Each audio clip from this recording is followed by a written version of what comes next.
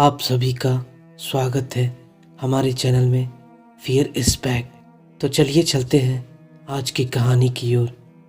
तो दोस्तों, आज की कहानी हमें संदीप वाघेला ने भेजी है, जो कि गुजरात के रहने वाले हैं।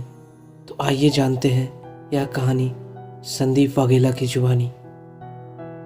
मेरा नाम संदीप वाघेला है। मैं एक नेवल ऑफिसर हूँ। करीब 2 साल पहले की बात है।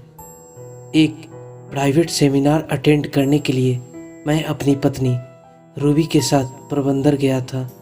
तब कंपनी ने हमारा ठहरने का इंतज़ाम चौपाटी विला में किया था। हम डिनर करने के बाद पार्टी से करीब 1 बजे रूम पर लौटे। उसी रात मेरे साथ दिल दहला देने वाला हादसा हुआ था। यकीन मानिए, उस समुंदर किनारे बने विला गेस्ट हाउस में मौत का तांडव होता है। दरअसल मुझको खिड़की से समंदर किनारे कुछ हलचल दिखी। शायद वहाँ कोई कपल झगड़ा कर रहा था। मैंने देखा उन दोनों में लड़ाई होने लगी। शायद वह लड़की को बाल से पकड़कर घसीटे जा रहा था। मैं उसी वक्त खिड़की से कूदा। कुछ ही देर में मैं उनके करीब जा पहुँचा। अमावस की रात थी, तो वहाँ काफ़ी अंधेरा था। उनकी शक्ल दिख नहीं रही थी। मैं चिल्लाया कि क्या चल रहा है, पुलिस बुलाऊं क्या?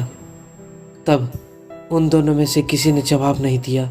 लेकिन कुछ देर बाद मुझे महसूस हुआ कि उधर खड़ा मर्द घुर्रा रहा था और साथ खड़ी लड़की बस चटपटा रही थी। चूँकि उस आदमी ने उसका सिर और बाल दबोच रखे थे, अब मेरा पारा चढ़ चुका था। मैंने उसी वक्त बड़ा पत्थर हाथ में लिया और कदम आगे बढ़ाने लगा। मेरा ऐसा करना शायद मेरी बहुत बड़ी गलती थी। अगले ही पल मुझे ऐसा एहसास हुआ कि उस औरत के पास खड़े जीव के धड़ पर सिर ही नहीं था। यह एहसास रोंगटे खड़े कर देने वाला था। मैंने उसी वक्त पत्थर उसके पैरों की ओर फेंका।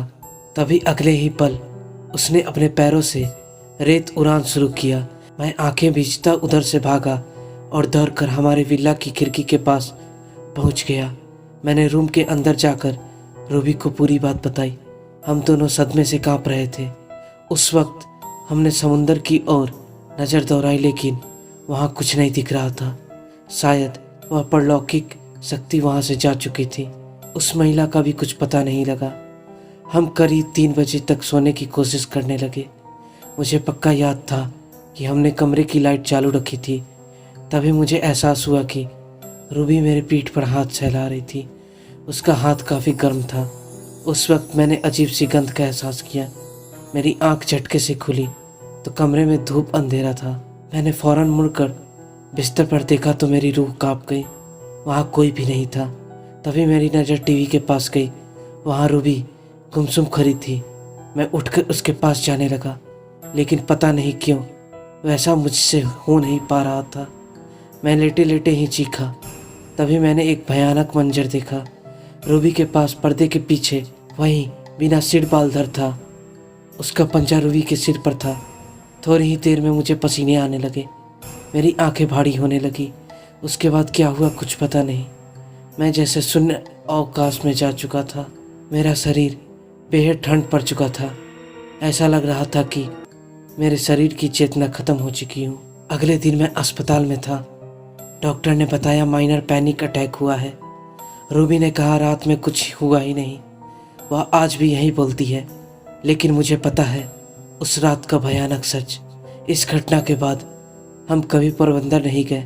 मेरे पहचान वाले कुछ लोग बताते हैं कि उस विला के सामने समुंदर किनारे कई लोगों ने परलौकिक अनुभव होने की बात कही है। शायद वह जगह ख्वाहिशों का डेरा बन चुकी है। तो दोस्तों, हमने संदीप वाघेला का सच्ची घटना सुनी। फिर मिलते हैं हम एक सच्ची और अगली कहानी के साथ। धन्यवाद।